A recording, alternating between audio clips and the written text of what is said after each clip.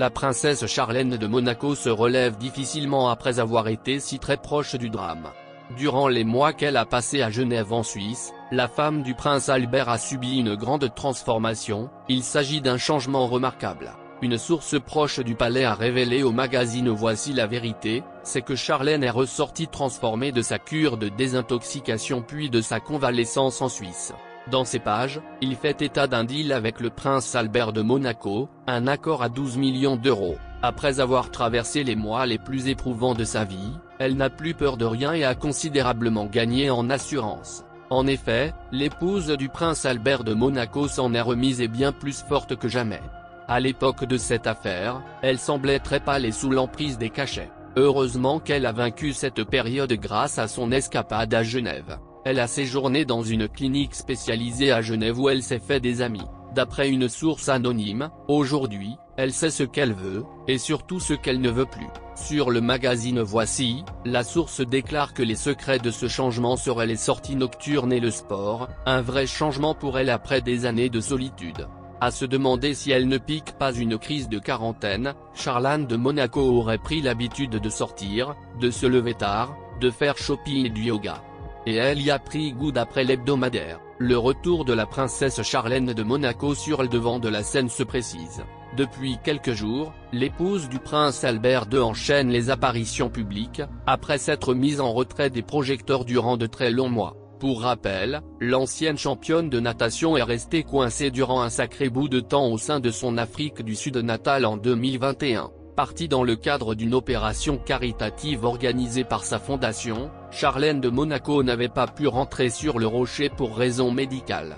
La mère de Jacques et Gabriella souffrait d'une infection otorhinolaryngologie, forçant ainsi les médecins à lui interdire de voyager en avion. Opérée, l'épouse du prince Albert II a finalement pu regagner Monaco, où elle a poursuivi sa convalescence. Son état de santé s'étant désormais amélioré, la princesse peut enfin de nouveau accompagner son mari et ses enfants lors de certains événements publics. Après être apparue durant une course automobile, samedi 30 avril 2022, Charlène de Monaco était cette fois-ci présente aux côtés de sa famille, samedi 7 mai 2022. À l'occasion tournoi de rugby Sainte-Dévote, organisé par la Fédération monégasque de rugby, en partenariat avec la Fondation Princesse Charlène de Monaco, cet événement initie les plus jeunes au rugby. Il était important pour la princesse d'être présente ce jour-là, car l'une des 3 grandes missions de la Fondation Princesse Charlène est l'éducation sportive des jeunes. Comme l'avait souligné Histoire Royale en avril 2022, l'équipe monégasque s'est vue remettre le trophée Sainte-Dévote, honorant depuis 2009 le vainqueur du match opposant la Fédération monégasque de rugby et le Rugby Club Luciana. A indiqué la Fondation Princesse Charlène de Monaco sur Instagram, tout en publiant plusieurs clichés de l'ancienne nageuse aux côtés des participants du tournoi. L'épouse du prince Albert II a aussi tenu à féliciter toutes les équipes et les remercier chaleureusement de leur présence à ce tournoi, comme l'a précisé la fondation. Pour mémoire, Charlène de Monaco est une grande fan de rugby, plutôt logique étant donné qu'elle a grandi en Afrique du Sud, où le rugby est un sport extrêmement populaire.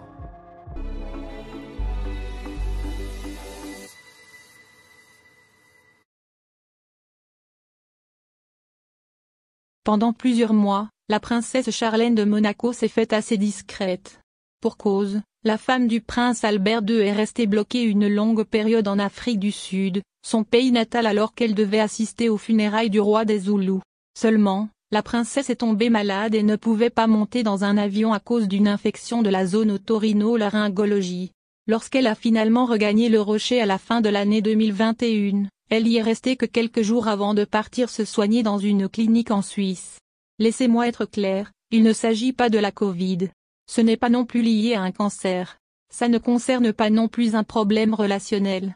Et tant qu'on y est, je le dis aussi, ça n'a rien à voir avec de la chirurgie esthétique, avait alors confié le prince ici Albert au magazine People. De nombreux problèmes de santé qui ont empêché la maman de Jacques et Gabriella à prendre part aux différents événements de la vie monégasque. Seulement, samedi 30 avril 2022, elle a finalement fait son grand retour à Monaco, avec son mari et leurs 2 enfants lors de la course automobile du Monaco E-Prix. Selon les informations de Voici, sa première sortie officielle depuis plus d'1 an aurait un coût pour le prince Albert. Selon l'hebdomadaire, La princesse aurait fait signer un contrat ultra confidentiel à son mari. Il lui octroierait 12 millions d'euros par an, ont ainsi assuré nos confrères. D'ailleurs, ils évoquent également d'autres clauses dans ce contrat qui coûteraient, donc, beaucoup d'argent au prince Albert.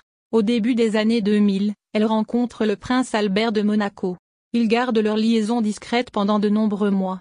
Sa première apparition officielle aux côtés du prince Albert a lieu à l'occasion des Jeux Olympiques de Turin en 2006. Après avoir décroché une médaille d'argent lors des Jeux de Commonwealth de Manchester en 2002, Charlène Whitstock annonce qu'elle met un terme à carrière sportive en 2007. Les fiançailles du prince Albert et de Charlène sont annoncées en 2010, leur mariage civil est célébré le 1er juillet 2011 et leur mariage religieux le 2 juillet 2011.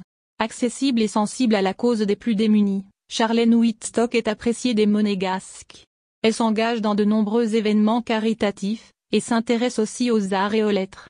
Depuis 2011, elle dirige une association, la Fondation Princesse Charlène, qui soutient la cause des femmes et des enfants dans le monde.